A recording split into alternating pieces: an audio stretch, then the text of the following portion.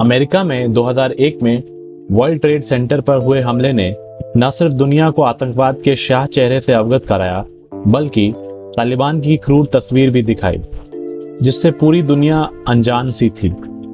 अमेरिकी सेना की वापसी के साथ ही तालिबान फिर अफगानिस्तान पर काबिज हो गया है। ऐसे में मन में कई प्रश्न एक साथ उठते हैं। तालिबान क्या है? इसका उदय कब और क्यों हुआ? अफगानिस्तान के लोग इसकी वापसी से दहशत में क्यों हैं? इसका भारत से क्या कनेक्शन है? पाकिस्तान खुश क्यों है? और भारत सरकार अब तक इसे लेकर क्यों कोई बयान जारी नहीं कर पाया है? अगर आपको इन सभी प्रश्नों का उत्तर चाहिए तो आप हमारे साथ अंत तक बने रहें। तो चलिए शुरू करते हैं।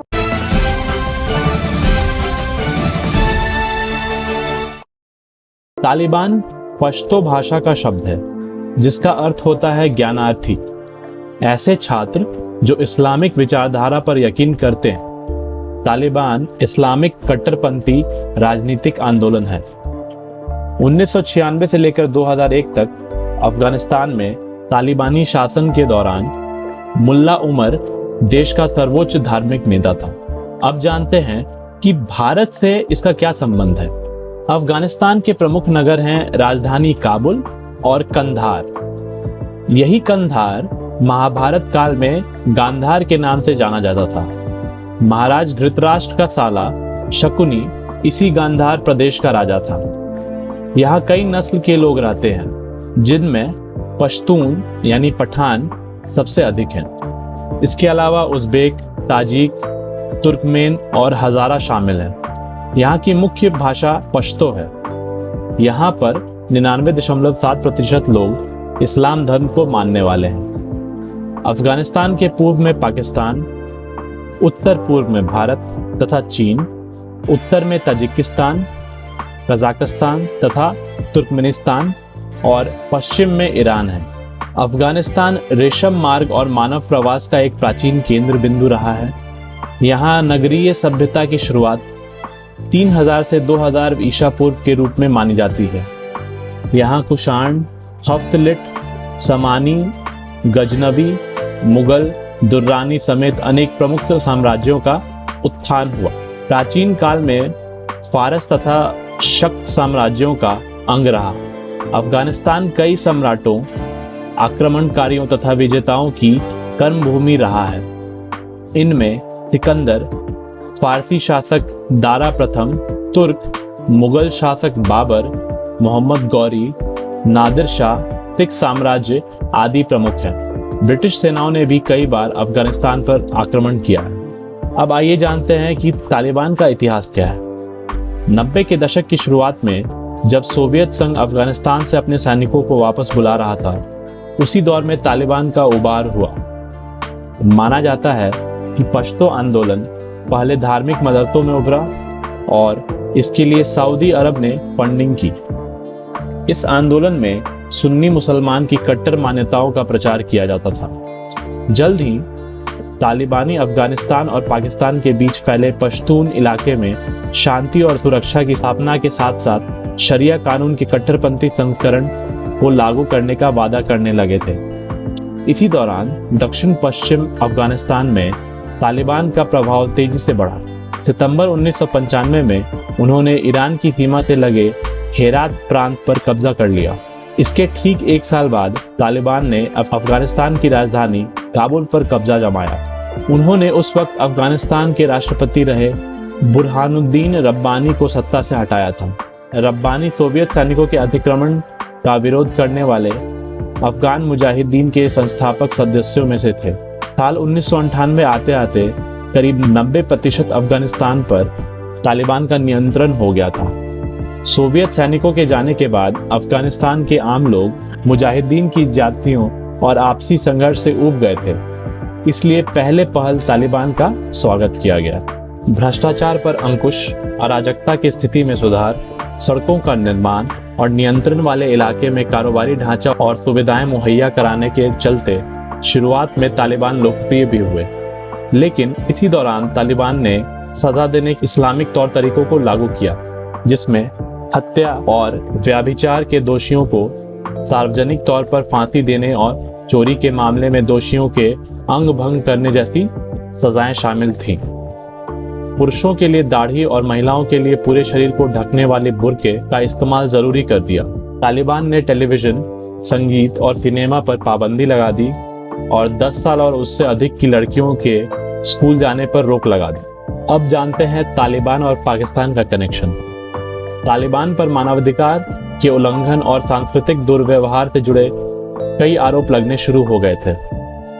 इसका एक बदनामी भरा उदाहरण साल 2001 में तब देखने को मिला जब तालिबान ने अंतर्राष्ट्रीय स्तर पर विरोध के बाद भी मध्य अफगानिस्तान के बामियान में बुद्ध की प्रतिमा को नष्ट कर दिया। तालिबान को बनाने और मजबूत करने के आरोपों से पाकिस्तान लगातार इनकार करता रहा है, लेकिन इस बात में कोई संदेह नहीं है कि शुरुआत में तालिबानी आंदोलन से जुड़ने वाले लोग पाकिस्तान के मदरसों से निकले थे। अफगानिस्तान पर जब तालिबान का नियंत्रण था तब पाकिस्तान दुनिया के उन 3 देशों में शामिल था जिसने तालिबान सरकार को मान्यता दी थी। पाकिस्तान के अलावा सऊदी अरब और संयुक्त अरब अमीरात ने तालिबान सरकार को स्वीकार किया था। एक समय ऐसा भी आया था जब तालिबान ने उत्तर पश्चिम में अपने नियंत्रण वाले इलाके से पाकिस्तान को अस्थिर करने की धमकी भी दी। इसी दौर में तालिबानी चरमपंथियों ने अक्टूबर 2012 को मिंगोरा नगर में अपने स्कूल से घर लौट रही मलाला यूसुफजई को गोली मार दी थी। कहा गया कि तालिबानी शासन के अत्याचार पर लिखने के चलते 14 साल की मलाला से तालिबानी नाराज थे। इस घटना में मलाला बुरी तरह घायल हो गई थी। उस वक्त पाकिस्तान में ही नहीं बल्कि अंतर्राष्ट्रीय स्तर पर भी इस घटना की निंदा हुई थी।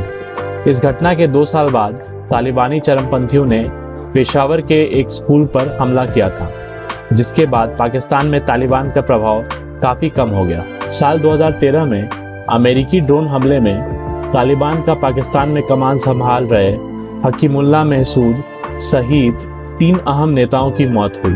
11 सितंबर 2001 को न्यूयॉर्क वर्ल्ड ट्रेड सेंटर पर हुए हमले के बाद दुनिया भर का ध्यान तालिबान पर गया।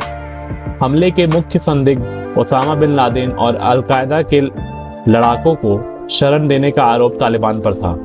7 अक्टूबर 2001 को अमेरिका के नेतृत्व में सैन्य गठबंधन ने अफगानिस्तान पर हमला कर दिया और दिसंबर के पहले सप्ताह में तालिबान का शासन खत्म हो गया। दुनिया के सबसे बड़े तलाशी अभियान के बाद भी ओसामा बिन लादेन और तब तालिबान प्रमुख रहे मुल्ला मोहम्मद उमर और उनके दूसरे साथी अफगानिस्तान से निकलने में कामयाब रहे।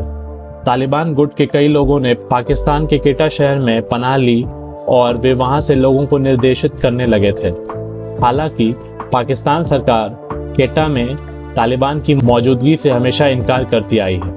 भारी संख्या में विदेशी सैनिकों की मौजूदगी के बाद भी तालिबान ने धीरे धीरे खुद को मजबूत किया और अफगानिस्तान में अपने प्रभाव को बढ़ाया।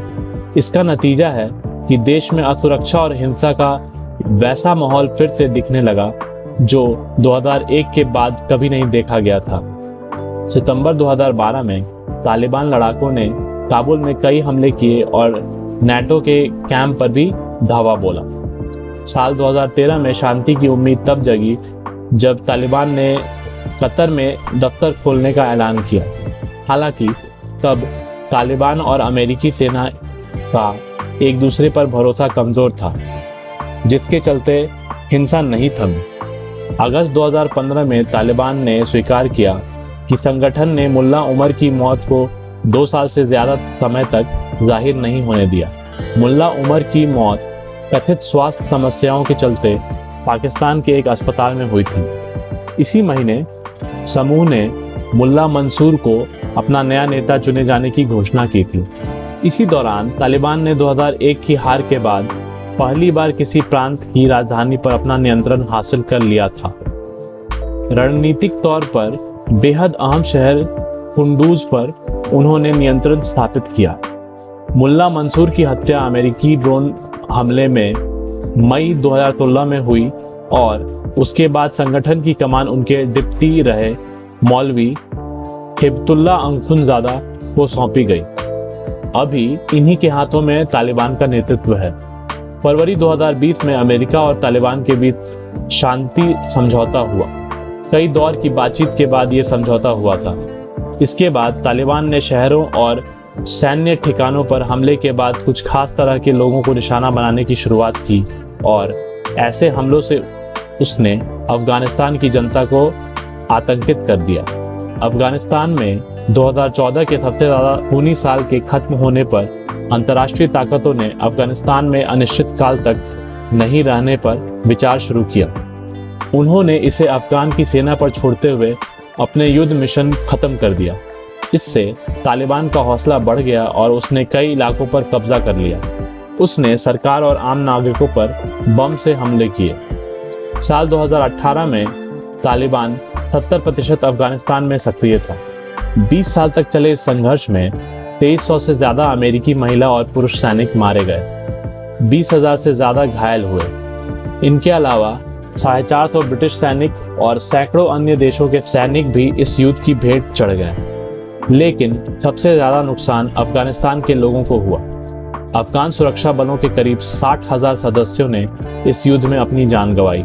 संयुक्त राष्ट्र ने 2009 से नागरिकों की मौतों का व्यवस्थित रूप से रिकॉर्ड रखना शुरू किया था। उसके मुताबिक इस युद्ध में लगभग 1,11,000 नागरिक मारे गए या घायल हुए हैं। एक अध्ययन के अनुसार अमेरिकी करदाता के लिए इस युद्ध की अनुमानित वित्तीय लागत लगभग 1 ट्रिलियन अमेरिकी डॉलर रही है। मैं आशा करता हूं कि आपको अफगानिस्तान और तालिबान से जुड़ी कई सारी रोचक तथ्यों के बारे में जानकारी मिली होगी इस वीडियो में। अगर आपको ये वीडियो पसंद आया तो प्लीज़ लाइक कर दें और अपने सुझाव हमें कमेंट में ज़रूर बताएं। अगर आपने अभी तक इस चैनल को सब्सक्राइब नहीं किया तो प्लीज़ सब्सक्राइब कर लें।